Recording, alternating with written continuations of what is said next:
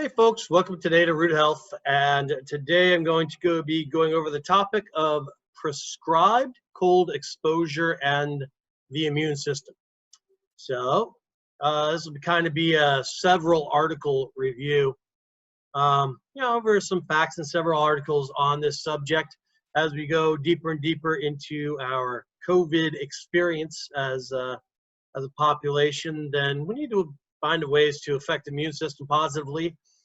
And this is one that's been building in popularity through the last few years. So here we go. I began my interest in conditioning the body for cold weather resiliency in junior high. We lived in Phoenix, where it is at least warm, if not hot, 95% of the year. But it does get cold in the winter, especially mornings and at night. The desert has very large swings in temperature. My family was not particularly financially well-to-do, though we were not poor either. Frugal was the way we lived. Physically, I grew up fast in grades 4 through 9. It was all my mother could do to keep me in clothes. So, the clothes were not name brand quality. As well, because of the temperature, it was a pain in the ass to wear warmer clothes in the morning and almost nothing in the afternoon. So, I wore shorts all day and all year round. I liked jackets, but who wants to keep track of them? So I wore shorts and a t-shirt all the time. It seemed more pragmatic to me to get resilient to the cold just for the morning hours than to have a lot of clothes for changing temperatures throughout the day. I did this even at my father's football games at night that were in remote towns in Arizona where the temperature is much, much cooler. I remember that I was always inspired by a short story that we read in the 3rd grade about a man stuck on a hill staring at a fire miles away to keep him warm. I believe it was called The Fire on the Mountain. I put a link to a copy of this, by the way, down below. I found it on the internet. I liked that idea. This mimics some of the concepts I'd seen in the show Kung Fu, and the main character's talents for physical resiliency in all situations. As it turns out, there's even more advantages to cold and heat resiliency over and beyond my junior high practicalities. Now, exercise science actually has prescriptive means for health adaptations developed from purposeful cold and heat exposure. It all starts with a man named Wim Hof, the Iceman they call him. I'll give you a link to open you to his story. Then I have a link right here. But today I'm going to review some articles on the specifics of cold exposure and its use for cardiovascular, depression, and immune system function. So let's go ahead and go to the Wim Hof bio now.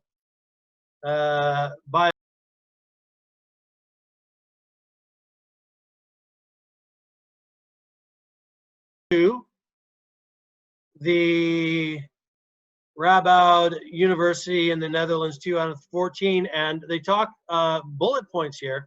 And what they aimed to test if the results from the first study on Wim could be reproduced with the larger group. Basically, the first study proved that the immune system could be taught, these techniques could be taught to other volunteers. So they repeated this. They injected 12 Wim Hof method practitioners with an endotoxin. And then when the endotoxin should have shown that all these guys got sick. The endotoxin was dead bacteria. There should have been a response to the dead bacteria in the vaccine, and should have made them sick, even though it didn't actually have a live threatening pathogen, to introduce to them. So results showed that, like Wim, they were able to control their sympathetic nervous system and immune response. Anti-inflammatory mediators were 200% higher, while pro-inflammatory mediators were 50% lower. Potentially important implications for conditions associated with excessive or persistent inflammation, especially autoimmune diseases, is another cited important thing on this. At Wayne State University in Michigan, also known as the brain over body study, they aim to understand the brain function that allows women to withstand extreme cold exposure. Women was put in a special temperature controlled suit and placed in an fMRI and PET scanner. The results from this showed activation of areas in the brain associated with pain suppression, self-reflection, and well-being. In particular, the periaqueductal gray area of the brain. And this may have implications for lifestyle interventions that might ameliorate multiple clinical syndromes. So specifically, though, these ones that that cause the body to to either hyper respond. There we go. And now to hyper respond to pathogens or like allergies, stuff like that.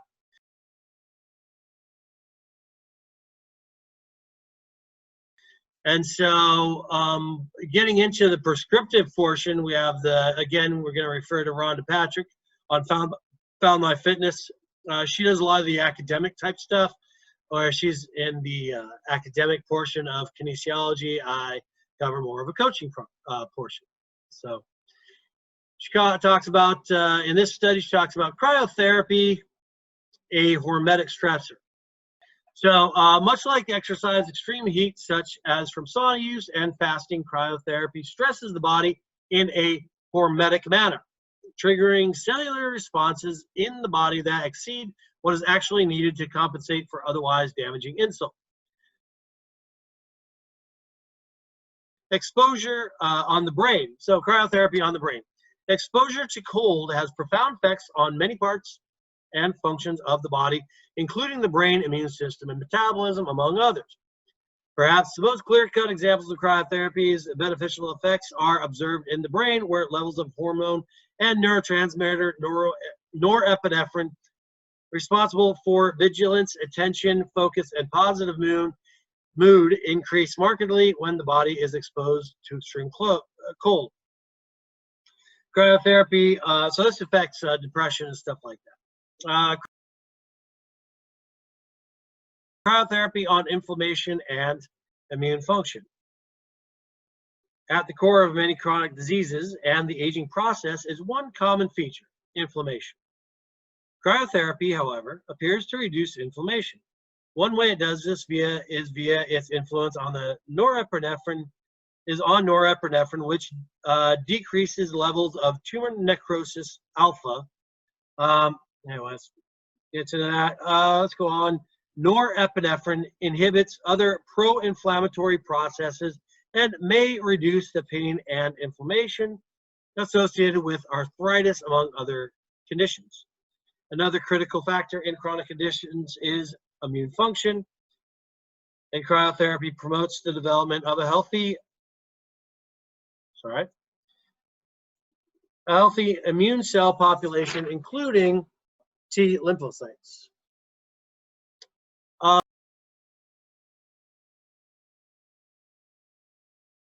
It goes on to say cryotherapy and metabolism. The metabolic response to cryotherapy serves one purpose: to warm the body through a process known as thermogenesis. The shivering associated with cold is known. Your muscles start to contract, involuntary effort to produce heat. So you have shivering. Body also engages in more efficient attempt to produce heat, called non-shivering thermogenesis, in which norepinephrine, again, acts on key proteins to uncouple the normal electrical processes within mitochondria. Body responds by producing more mitochondria. Mitochondria are responsible for producing energy within the cells, effectively converting the body's white adipose tissue into its more metabolically active counterpart, brown adipose tissue. The greater the amount of brown adipose tissue the body has, the greater the amount of fat it will burn, potentially promoting weight loss.